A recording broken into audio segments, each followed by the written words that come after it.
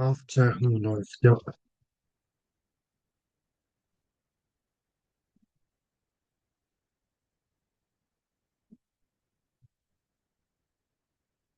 Bueno, buenas tardes de nuevo a todos. Como les había prometido, tengo un invitado muy especial hoy día que es una persona que tiene muchísima experiencia, el doctor Roland Groble, y él ha trabajado en Suiza, él es suizo, conoce también Colombia y por eso nos va a hacer la entrevista en español. Él ha trabajado muchos años como él ha sido el secretario general de la compañía Georg Fischer, una multinacional que se encuentra, que es suiza, y él ha sido, tiene una gran experiencia en estructura, estrategia, procesos, manejos, no solamente de la empresa principal, de la sucursal principal, sino de todo el tejemaneje a nivel mundial. Entonces, nos gustaría, le agradecemos, señor Roble, que Buenas noches. nos acompañe hoy en esta presentación. Yo he estado haciendo anteriormente algunas introducciones y algunas aproximaciones sobre planteamientos y enfoques de liderazgo. Y entonces hoy se trata de un poco ganar un poco a través de su experiencia, de su proceso, tener una perspectiva de qué significa esto de ser líder, liderazgo. Entonces, mi primera pregunta sería, ¿cuáles deberían ser las características principales de un buen líder según su experiencia? ¿Cómo lo ha vivido usted? ¿Cómo ha liderado procesos? En fin, y pues bienvenida. Bueno, buenas noches. Muchas gracias por tenerme para esa entrevista. Sí, me gustaría hablar desde la experiencia, no desde la academia.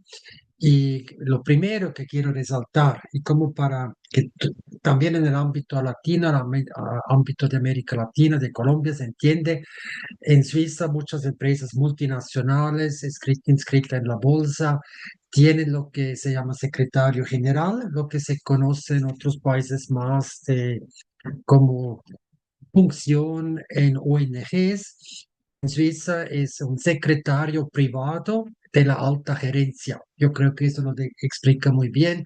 O sea, yo tomé notas y preparé todos los eventos y todas las reuniones de la junta directiva, pero también del comité ejecutivo, y pertenecía al grupo de trabajo del director general de la empresa, que en sus mejores tiempos tenía 20.000 empleados y 5.000 millones de francos suizos, que son hoy en día como 6.000 millones de dólares, y trabajamos en todo el mundo, casi todos los países del mundo.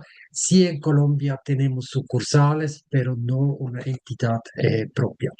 Bueno, cuando se habla de líderes, lo primero que me gustaría resaltar es, hay pocos líderes. La gran mayoría son ejecutivos, la gran mayoría son buenos gerentes, la gran mayoría saben ejecutar proyectos, trabajos, servicios, lo que sea. Y no hay nada malo en eso. Yo tampoco fui líder. Eso creo, hay que resaltar. Lo segundo es, yo creo muchas veces se mezcla líder y gente buena. Y los grandes líderes no son gente buena. El imagen público, lo que se convierten, eso sí, el imagen público de los grandes líderes, sobre todo una vez que han logrado sus metas, una vez que han muerto, cada vez es más positivo. Y no es una experiencia propia, aunque también la hice, pero Arthur Schlesinger, un famoso historiador de América, del norte de América, entre otros también escribió una biografía sobre John F. Kennedy, y también fue un de su equipo que le preparó los sermones. Él dijo, los grandes líderes no son buenos amigos. Y se refirió en eso a lo que escribió en su diario, no lo publicó durante su vida y el diario fue publicado después de su muerte. Lo explicó así y dijo que los grandes líderes son fieles a las ideas, no a los amigos. O sea, un mal líder, digamos, una persona no tan claramente destinado a las metas grandes, da a un amigo un cierto favor o le deja un puesto, aunque no cumpla a 100% lo que debería hacer, mientras un gran líder es mucho más fiel a las ideas y cruel a los amigos o a las personas. O sea, eso es una distinción. Y otro amigo, en este caso un suizo, él hizo su doctorado sobre empresas grandes y sobre empresarios. Y dijo, muchas veces se habla de las grandes visiones de esa gente, pero muy pocas veces se habla que la gran mayoría fue muy tacaño, muy tacaño. Muchas empresas lograron ganar un mercado tremendo porque a lo largo de los plazo era un poquito más económico, gastar un poquito menos plata, etcétera, etcétera. Also, si usted no es un gran líder, no se preocupe, son muy pocos los grandes líderes y creo que eso también es importante resaltar. Ujú, No, muchas. no respondí la pregunta, pero la puedo No, ahora. creo que sí, o sea, bueno, entonces sí partimos de esa base Sí. de que los líderes, como usted ha eh, descrito, son personas que son fieles a las ideas, pero no son fieles con su grupo, que es lo ujú, que se nos dice en la literatura de esta sí. capacidad de motivar, de inspirar a los demás. Ujú. Entonces, ¿cuáles serían los atributos que debería tener un líder para probablemente ser también empático con su gente, con su grupo, sus seguidores y no solamente en las ideas a las cuales o los proyectos en los que siguen? Bueno, yo durante mi trayectoria en esa empresa, durante 25 años, yo tenía cuatro gerentes generales diferentes, cuatro personas diferentes, cada uno muy inteligente, cada uno un gran trabajador, cada uno dispuesto a tomar decisiones difíciles, pero líder fue solamente uno. ¿Y qué era diferente con él? Lo que más me impresionó era su disciplina en pensar y en reflexionar. Gente inteligente tiende a resolver un problema en su cabeza, en su cerebro, y ya, esa es la solución, adelante. Y él estaba dispuesto a realmente ir al fondo, ir al raíz, ser muy radical, como la palabra dice, viene de radix, del latino, ser radical, ir hasta los roots, los raíces del problema. Y cuando tenía la solución, volvió a empezar a pensar, mirando, hice un error en mis conclusiones.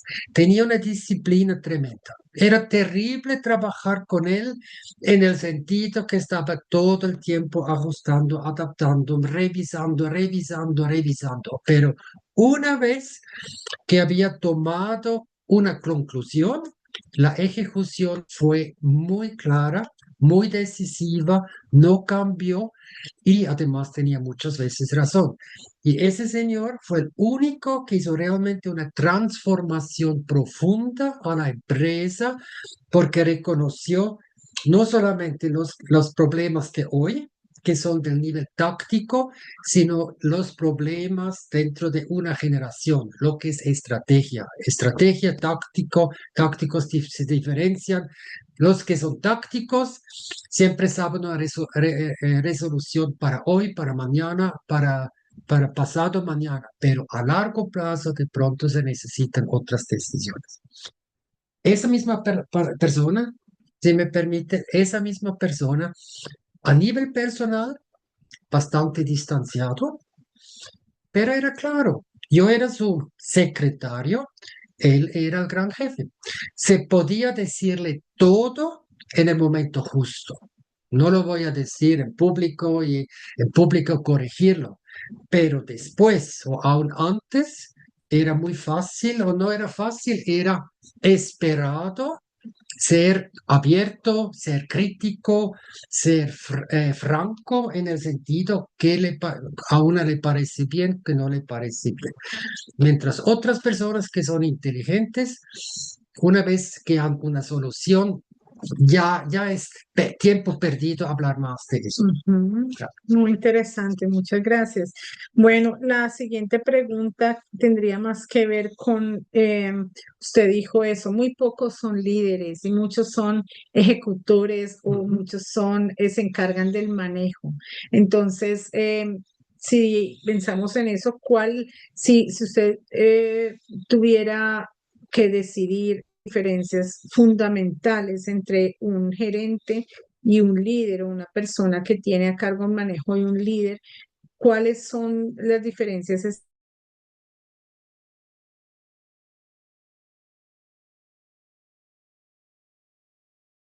esenciales que usted identifica?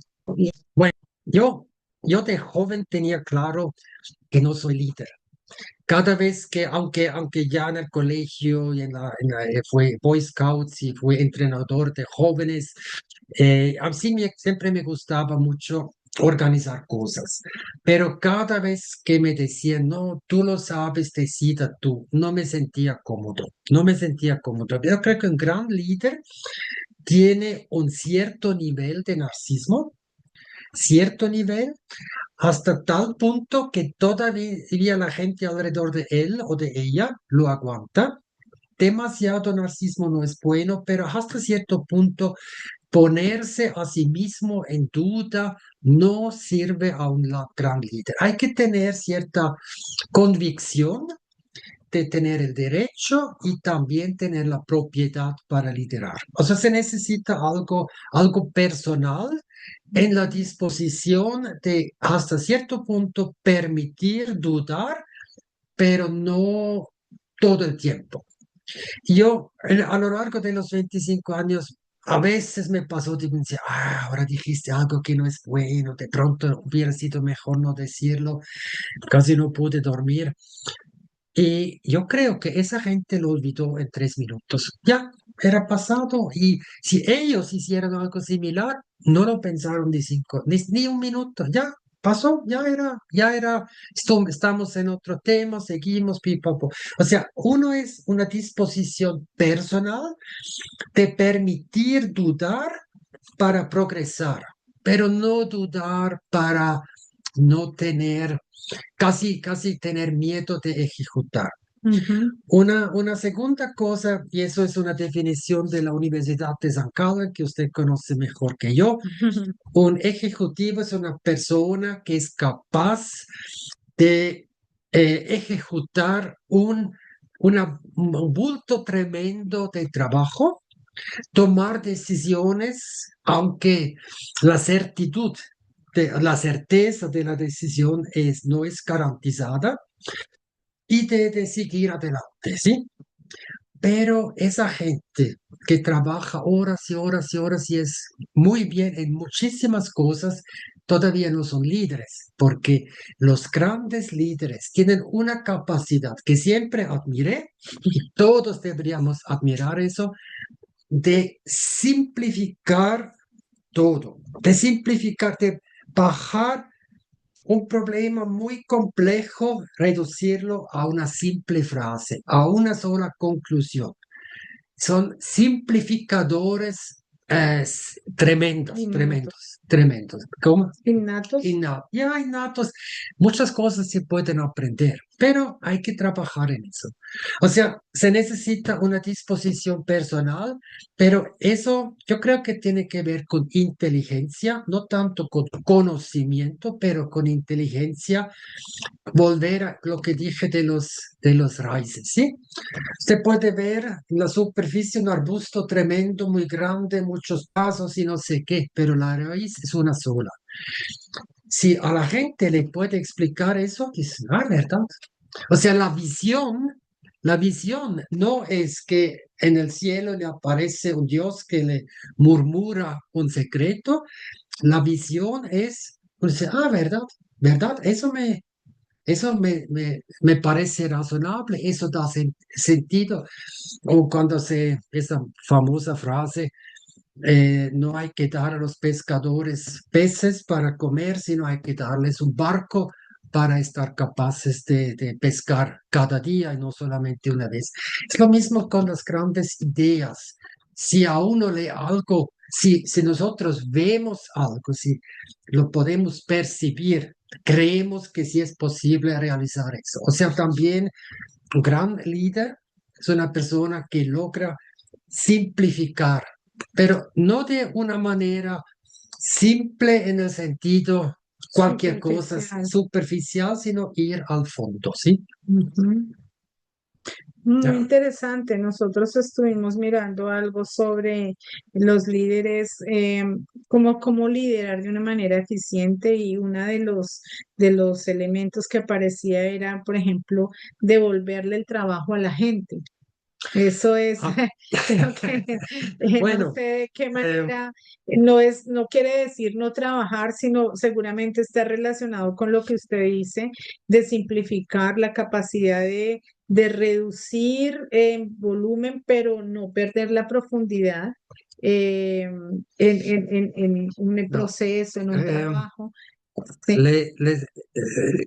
es mucho más simple, es mucho más simple. Y Ujú. les cuento que en esa empresa estuvimos del círculo más íntimo del gerente general, pertenecía a un físico. Y yo llevé 25 años, él 24 años en el momento de jubilar, tenemos la misma edad, ya estamos los dos jubilados. Pero nosotros fuimos lo que se llamamos working horses, ¿eh? Los caballos de trabajo. Y la regla es muy simple.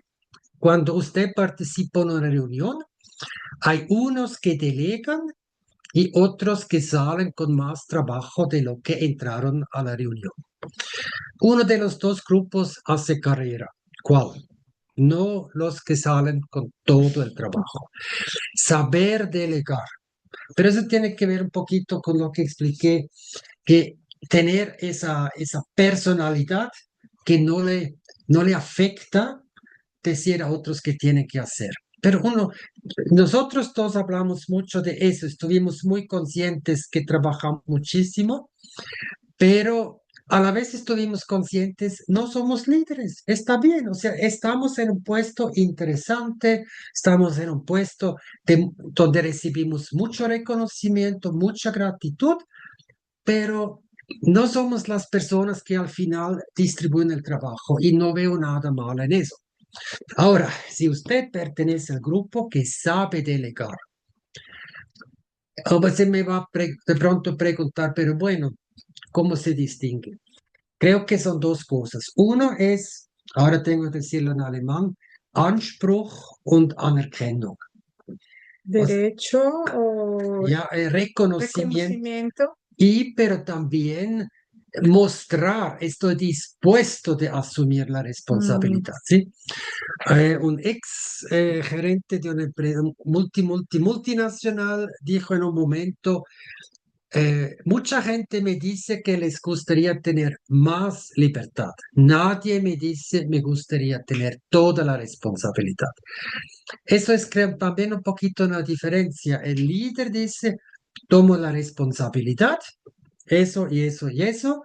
Y otra gente, por ejemplo, yo, dice, bueno, al fin y al cabo, su propuesta es razonable, su trayectoria me muestra que muchas veces era cierto lo que él dijo, muchas veces la decisión tomada era correcta.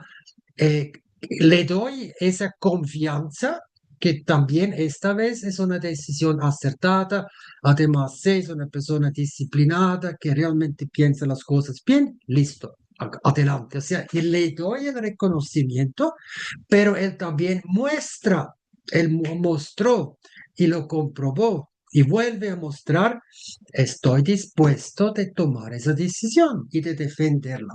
ujú. Y si yo dije antes que los grandes líderes no son buenos amigos, pero algo sí, un gran líder nunca culpa a los subalternos. Eso, además, si usted está a punto de entrar a una empresa, olvídense de decir, no, no era mi culpa, era del otro. No, no sirve, nadie le interesa eso. Ujú, Perdón, no, a nadie le gustan ujú, empleados que culpan a los demás. ujú, No, yo siempre dije, es mi falla, hubiera me hubiera tenido que dar cuenta que esa persona no es capaz de hacer eso o esa persona no cumplió o yo no lo revisé. Mucho mejor, mucho mejor. A nadie le interesa culpar a otros. Y un gran líder puede ser una persona poco social, para decirlo así, o poco amigable, nunca culpa a los demás. Ni además, menos en frente de otras y mucho menos en privado. No le sirve, no le Sí. interesa. Sí. Bien, muchas gracias. Entonces, usted en su labor de ejecutivo, de todos modos, de gerente de procesos, ¿cómo gestionó sus equipos? ¿Cómo recompensó los resultados? ¿Cómo motivó? Digamos, porque creo que es interesante lo que usted Sí. propone, lo que plantea.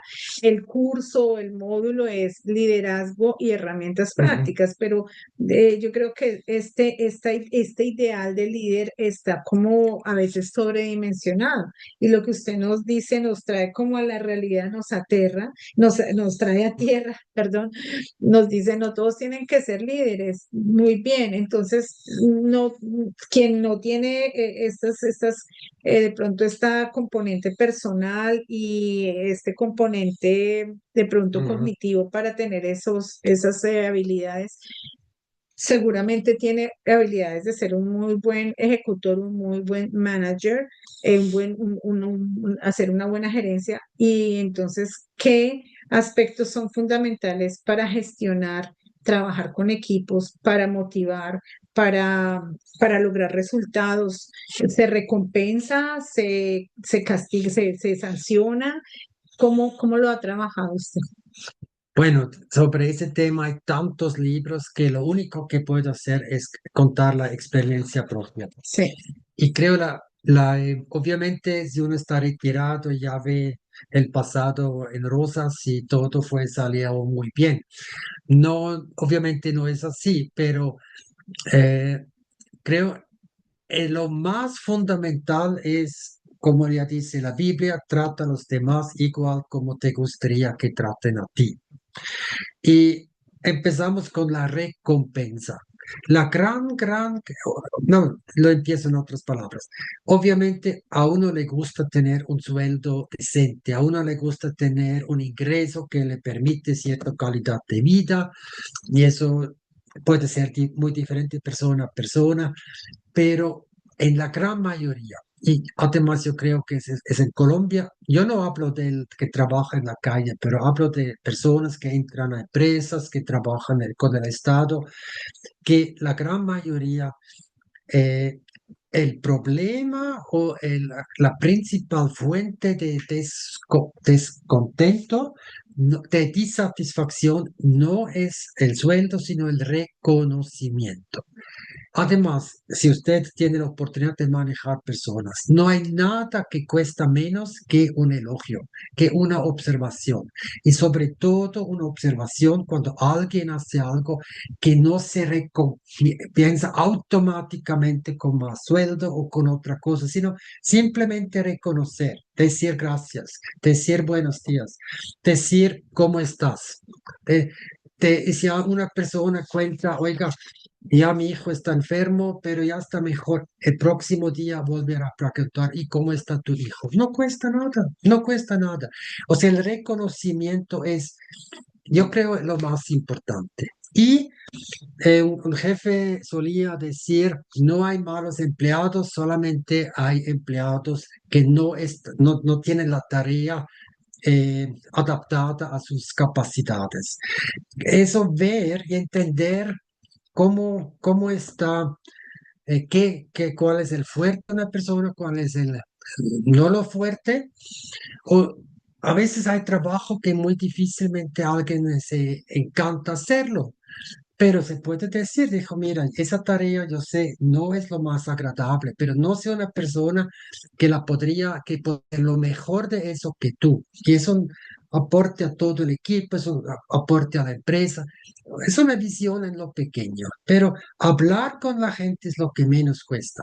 Y nuestro hijo menor acaba de contar una historia. eh, estaba en un internship y podía participar en una reunión de los altos gerentes de la empresa y tenían que revisar el rating de la satisfacción de los empleados. Y dice que un señor ya a punto de retirarse salió muy bien y contó, bueno, ¿qué hago? Yo visito y a la gente les pregunto cómo van. Y otro que no salió igualmente decía, yo no entiendo por qué la satisfacción no es más alta. Todos recibieron ingresos de sueldo. Además, mi puerta siempre está abierta. No es suficiente ir donde la gente, hablar, preguntar cualquier cosa, o digamos algo personal y recordarse lo que han dicho, ¿sí?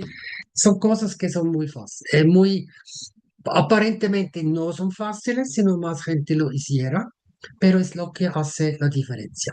¿Usted cree que eso que usted cuenta tiene una relación con las prácticas culturales que hay en Suiza y que en otros sitios a veces es necesario otras formas de reconocimiento? O sea, el reconocimiento está relacionado con prácticas culturales específicas o que hay reconocimientos, formas de reconocimiento que son más allá de las interculturales o que son humanas, que pertenecen a lo humano.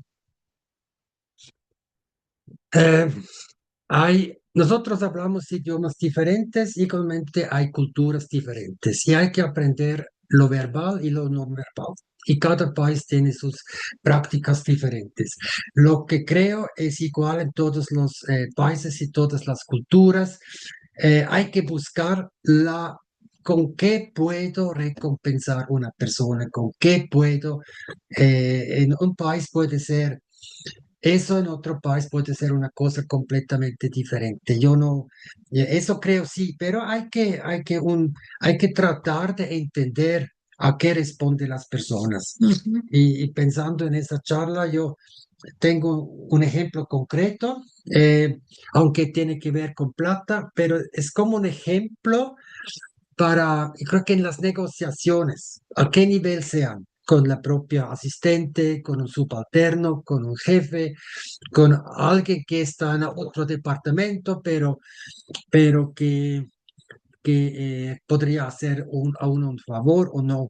Siempre muchas cosas tienen que ver con negociaciones, saber y entender cómo ganarme la otra persona. Y ahora como empresa multinacional, de vez en cuando compramos empresas familiares, ¿sí? Y entender cuál es la meta principal de la familia y por la familia entender cuál es la meta principal de una multinacional inscrita en la bolsa facilita tremendamente las negociaciones. Y les explico cómo. Normalmente una empresa familiar tiene un patrón y si venden la empresa por razones económicas muchas veces o porque no hay un sucesor, les interesa que el precio total que aparece arriba en el titular sea lo más alto posible, ¿sí? Y como multinacional, y ahora no sé, me imagino usted entiende mucho de economía, se compra la empresa por una suma fija y esa plata entra en el balance de patrimonio y de deudas. Y la empresa multinacional que sabe, los analistas miran sobre todo el balance de ganancia. No les importa pagar mucho para la empresa, pero por ejemplo, si la mercancía en la bodega no tiene un valor 10 millones, no importa la moneda, sino un valor de 20 millones, gustosamente está dispuesta a aumentar el precio total porque sabe nosotros vamos a poder usar la bodega, toda la mercancía en la bodega, el inventario, y como tiene un precio muy bajo el valor, vamos a hacer una ganancia adicional y eso podemos mostrar en el balance de ingresos y egresos. O sea, los analistas van a decir, ay, muy buena compra. Ahora, con toda la razón puede decir, pero ¿por qué hacen eso? Porque así El patrono dice, miren, nuestra empresa valía 100 millones y la empresa que la compra dice al gran jefe, mira, negociamos muy bien, la bodega tiene el doble de valor, pero esa no se dieron cuenta. Todo el mundo se dio cuenta, todo el mundo está feliz. ¿Cuál es su jefe que está buscando? ¿Cuál es su asistente o subalterno o alguien que maneja proyectos en su equipo? Uno está feliz recibir un día libre, otro está feliz ir a un entrenamiento adicional, un tercero está feliz de poder viajar, un cuarto dice, Puedes hacer lo que quieras, pero por favor, déjeme que yo puedo cenar esta noche con mi esposa porque eso es lo que más me gusta. Implica cierto nivel de conocimiento de tus propios empleados, de tu equipo, de las personas alrededor de uno. Pero eso hace la vida interesante y eso hace la diferencia, ¿sí? Y cada vez lo veo o lo vi con los que hicieron internship. Si ustedes tienen la oportunidad de hacer un internship, algo La que práctica. la práctica, algo que les juro y es, dentro de una semana, usted ya tiene una, ¿cómo se dice eso? Ya está calificado. Y los que se presentan, los que saludan, los que preguntan, lo que muestran, aquí viene una persona curiosa, ya sé, con él quiero trabajar, muy interesante, mira, me muestra nuevas cosas, ¿no? Y la otra persona que dice, no, primero quiero ver, espero, quién sabe, no estoy seguro, además seguramente me van a explotar. Bueno, dice, no, con él, yo no sé, no estoy con ella, no estoy convencida, etc. Also, las relaciones personales en el manejo de personas, muy alta importancia. Sí, muchísimas gracias. Y para ya concluir, nuestra última pregunta, con todo el mundo cambiante, con las policrisis en las que parece ser que nos estamos debatiendo en estos tiempos, ¿cuáles diría usted que son los desafíos principales que tiene un líder o que tiene también un gerente, un ejecutivo? ¿Cuáles en estos tiempos, a qué tiene que ponerle más atención porque significa un reto eh, considerable? Ah, un gran líder, no de nuestra empresa, pero un gran líder decía, hay solamente dos tipos de personas o de empleados. Los que uno tiene que frenar y los que uno tiene que empujar. Y se necesitan los dos, pero cada uno en su puesto. Eso no ha cambiado nada. Yo no, si vamos al fondo, no ha cambiado nada. Y les digo algo, es mucho más fácil frenar a alguien que quiere y que muestra que empujar. Empujar es harto y exige mucha energía. Frenar, mucho más fácil, mucho menos exigente. Pero creo que aquí hay una segunda respuesta. Inteligencia artificial no cambia la forma y ¿cómo decir? El rendimiento de cada uno cambia porque son otras herramientas que no había cuando yo estuve joven. Pero una persona lista, una persona empujante, una persona que quiere salir adelante, va a hacer mejor uso de la inteligencia artificial que una persona que no. Y les doy un ejemplo. Les doy un ejemplo.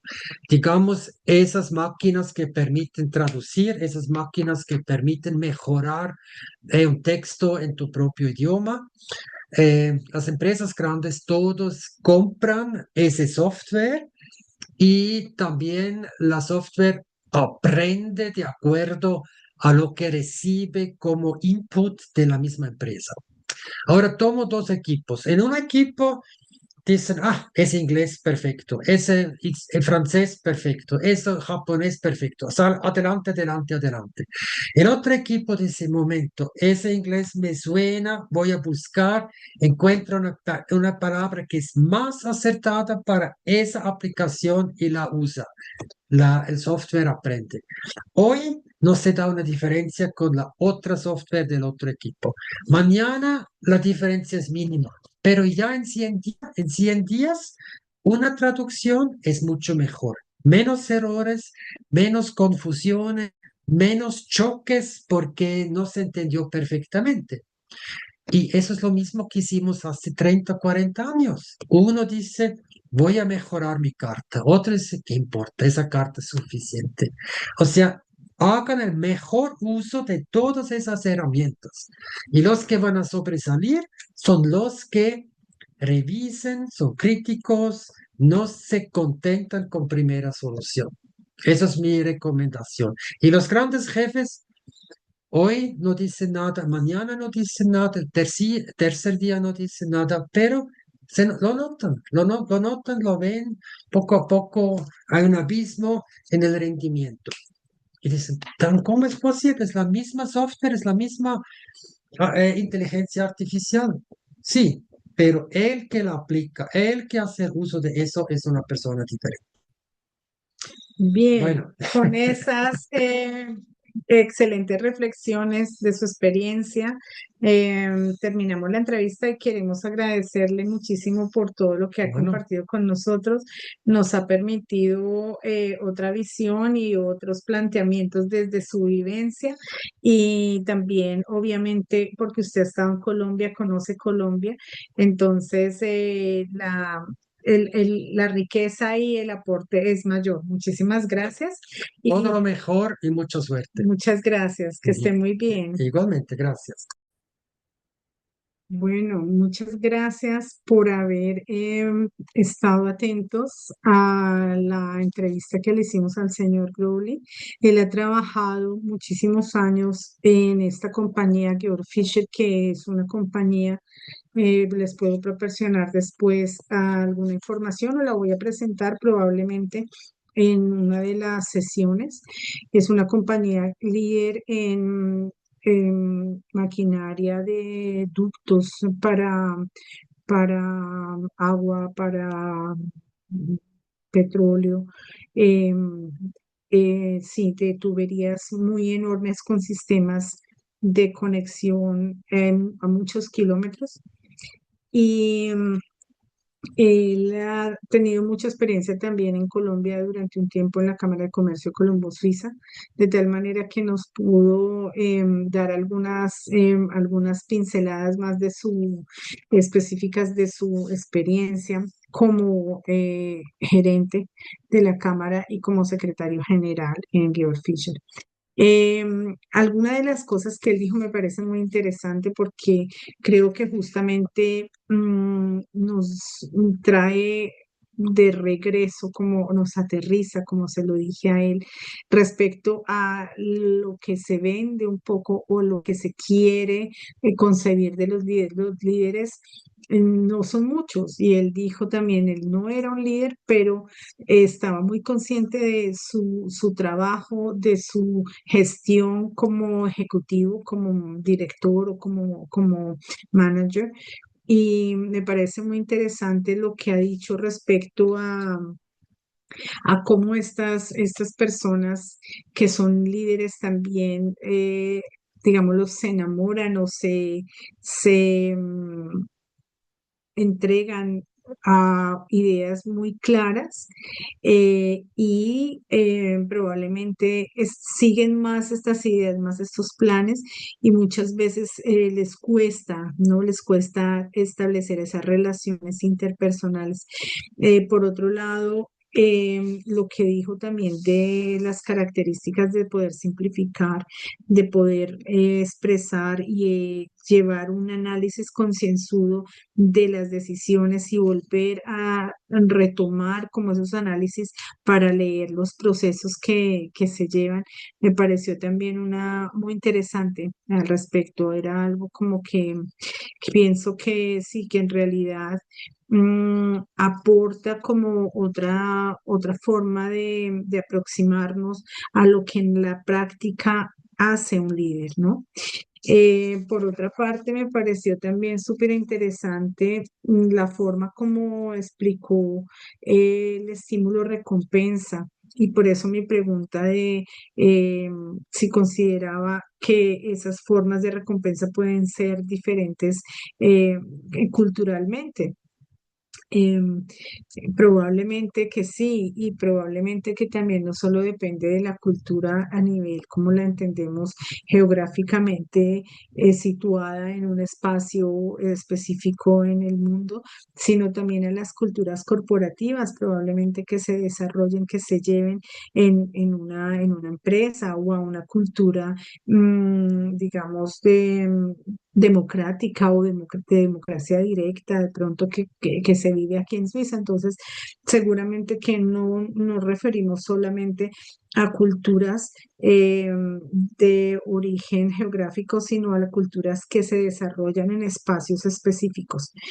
Bien, bueno, quiero entonces ahora ir finalizando esta sesión explicándoles o presentándoles la última parte de los enfoques con también un video corto sobre el liderazgo de las mujeres.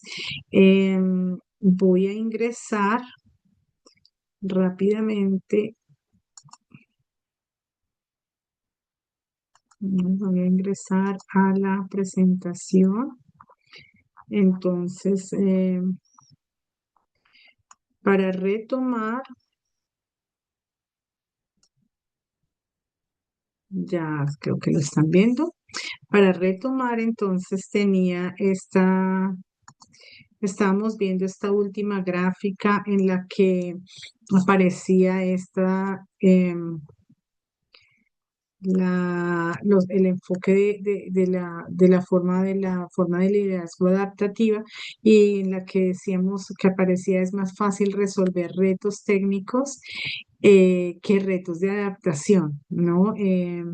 Y es también lo que decía él un poco, el señor Crowley, no es tan fácil, hay que hacer, hay que negociar, hay que ir a la gente, hay que hablar, hay que conocer y hay que adaptarse probablemente, y esas maneras de adaptación no son solamente, no son abstractas, sino tienen un escenario específico y un escenario contextual concreto dándose que se dan a través de las relaciones personales. Bueno, y entonces otro de los enfoques de los que se habla y que es ahora muy actual es la inclusividad. El enfoque de liderazgo de inclusividad propuesto por Gonick Wicks y Hertelendi en 2023. Como ustedes saben, la teoría y los planteamientos sobre inclusión, sobre diversidad son más bien recientes, si bien se vienen trabajando desde hace tiempos en las ciencias sociales, especialmente en las ciencias, en las disciplinas de antropología, sociología, etnología. em, Se ha tomado un discurso más que se ha vuelto más político y que está presente en diferentes sectores y en diferentes ámbitos. Entonces, los líderes que están em, en esta pendientes o que están muy atentos a estas nuevas, a las tendencias un poco más, más presentes hoy en día, son líderes que tendrían que considerar de qué manera eh, la equidad en diferentes categorías, digamos, es fomentada en sus ambientes de trabajo, en sus ambientes de quehacer profesional. En ese sentido, pues, las categorías en las cuales se habla de las cuales se habla de inclusividad o de inclusión son raza, género, etnia y en algunas otras también edad. Entonces, ¿por qué? Porque de todos modos, dentro de todos los discursos políticos, dentro de las consideraciones de los objetivos hacia el desarrollo que se transformaron en Agenda 2030, se tematiza en muchos aspectos, en muchas formas, el discurso de la inclusión y la ejecución de líderes que tengan una línea de inclusividad en su gestión. gestión. Sin embargo, este enfoque, como es más reciente, ha sido mucho menos estudiado y probablemente hay menos evidencia sobre qué resultados tiene esta forma de gestión y de forma de liderazgo eh, en el beneficio real y en el impacto específico a las comunidades y sectores poblacionales que han sido tradicionalmente excluidas. Pero sin embargo, yo creo que es importante también tener esta perspectiva, eh, no por acogerla como un discurso de moda o una tendencia actual, sino porque especialmente en los casos, por ejemplo, de liderazgo, en el caso de liderazgo, en donde en realidad inicialmente se ha trabajado las características del líder masculino, es importante que sí, que en vayamos viendo cuál es el rol, por ejemplo, de la mujer en las labores, en la acción, en la gestión como líder. Entonces, la mujer es un liderazgo femenino.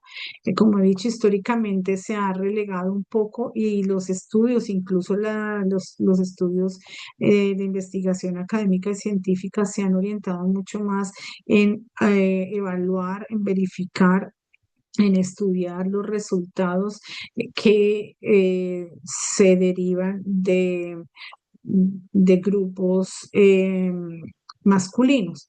Y es recientemente que se ha empezado a cambiar esta tendencia y que se ha empezado a hacer una inclusión paulatina en el desempeño del liderazgo de las mujeres.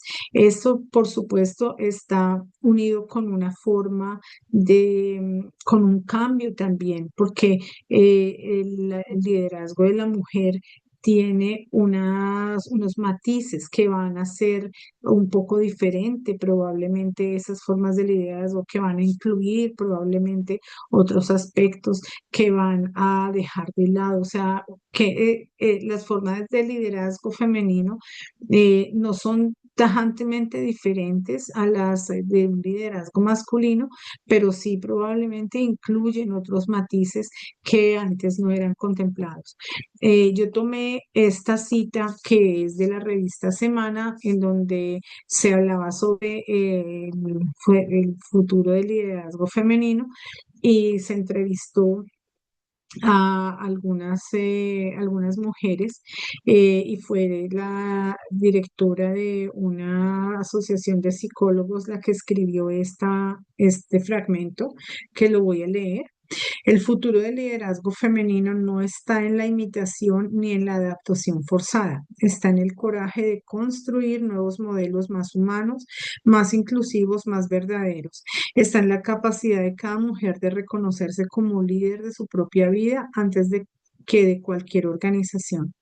Me parece interesante un poco esto, la parte de más verdaderos. Si pensamos lo que nos compartió el señor Groble, nuestro invitado, respecto a cuando él decía buena gente o una persona buena, ¿no? Es esta autenticidad, o sea, el ser líder no quiere decir que se es profundamente compatible con los valores y o los beneficios para todo un conjunto de personas en la experiencia de él. Él nos decía, eh, a veces son personas realmente que tienen un grado de narcisismo que probablemente también debe ser necesario para poder jugar o para poder asimilar y encarnarse, incorporarse en esa figura, ¿no?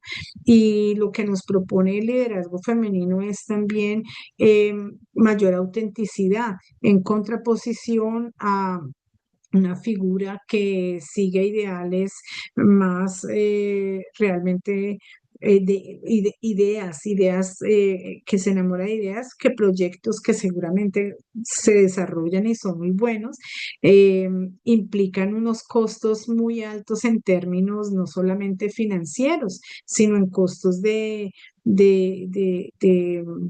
armonizar, de formar equipo, de tener la capacidad de intercambiar, de negociar, de lo que nos hablaba también nuestro invitado, de negociar y entender por qué, cuando es necesario un estímulo, una recompensa, cuando no, qué tipo de recompensa o cuando es necesario comprender, como él nos hablaba en la compra y la venta de esta empresa de familia, las características probablemente que tiene una empresa familiar a las que tiene otra empresa que no ha nacido de un seno familiar.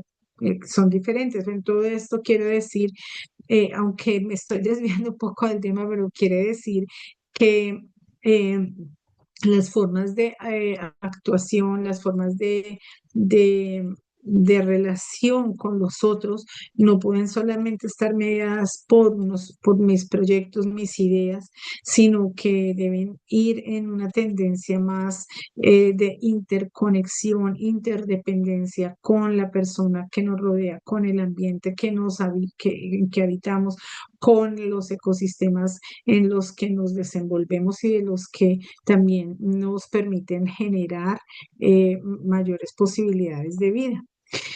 Bien, entonces aquí retomo un poco las figuras femeninas que les había mostrado antes, que me parecen representan unos espacios, unos contextos laborales en donde probablemente hay toda esta nueva forma o esta nueva posibilidad de desarrollarse como líder o también como gerenciando en el manejo de proyectos, pero en el manejo también de capacidades propias, ¿no?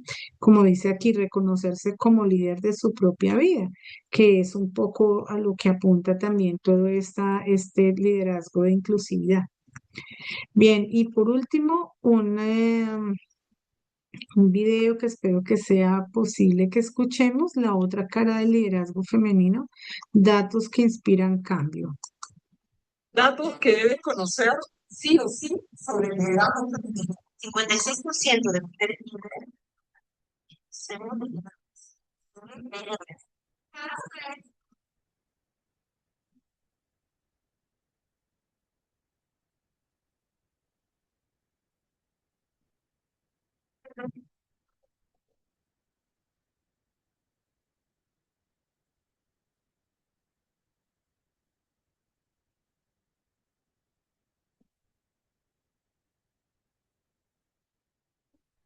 El liderazgo femenino.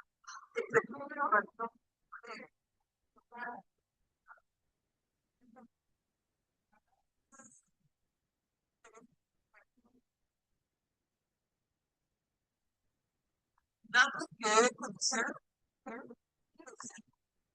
Bueno, pues entonces con esta parte de la presentación quiero finalizar este bloque. Luego nos vamos a ocupar de las características especiales que la literatura nos comparte o nos permite ver sobre qué tiene que tener un buen líder. Y también vamos a tener una entrevista con otra persona. Hoy hemos tenido una entrevista con un empresario, con una persona que ha trabajado en una multinacional, en un gran cargo, con muchos años de experiencia, y sus reflexiones en torno al desempeño, al liderazgo y al manejo, lo que nos ha compartido, que habita en Suiza y que conoce también Colombia y que trabaja en Colombia. Y luego vamos a tener otra entrevista con una persona colombiana que trabaja en una empresa en Colombia, multinacional, que está empezando a tener un cargo más de responsabilidad y está encargado también más de una parte específica en la empresa. Entonces, son dos perspectivas que nos pueden enriquecer y que nos pueden permitir reflexionar más, contrastando también las contribuciones o los planteamientos teóricos que he presentado. Y entre teoría y praxis podemos tener un acercamiento más real y mirar seguramente puntos de diferencia, puntos de concordancia, y eso es lo que queremos hacer en este módulo, poder tener un acercamiento de dos ángulos que nos permita luego procesar también toda esta información, aterrizarla no solamente en contexto colombiano, sino como vivo en Suiza, en el contexto suizo y también en la interacción entre Suiza y Colombia. Entonces, les agradezco en esta sesión y ojalá revisen nuevamente todos los comentarios o las slides que comparto, y si quieren vuelvan a mirar la entrevista con el señor Broglie porque pueden haber elementos que se han pasado sin analizar y que sería importante tematizarlos. Vamos a generar el espacio para hacer esa interacción y entonces les deseo que estén muy bien y nos vemos en la próxima ocasión. Hasta luego y gracias.